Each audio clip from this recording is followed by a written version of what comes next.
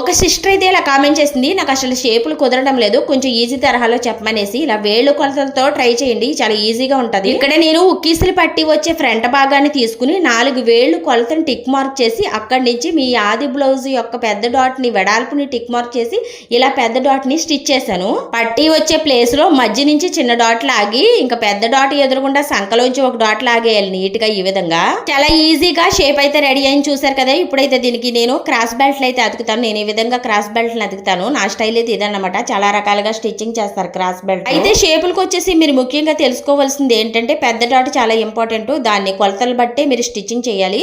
చిన్న డాట్లు ఉజ్జాయింపుని మీరు క్రాస్ గా లాగేస్తే నీట్ గా వస్తాయి షేప్లు. అయితే మీకు అర్థం కాకపోతే పెద్ద వీడియోలోకి వెళ్ళి వివరంగా చూడండి, చాలా వివరంగా చెప్పాను. అందులో అయితే మీకు మంచిగా వస్తుంది షేప్. అయితే వచ్చే ఫ్రంట్ పార్ట్ కి 4 వేళ్ళు, తాళ్ళు వచ్చే ఫ్రంట్ పార్ట్ కి 3 వేళ్ళు కొలత పెట్టాలి. కిందున్న టైటిల్ మీద క్లిక్ చేసి పెద్ద వీడియోలోకి వెళ్ళి పూర్తిగా చూడండి.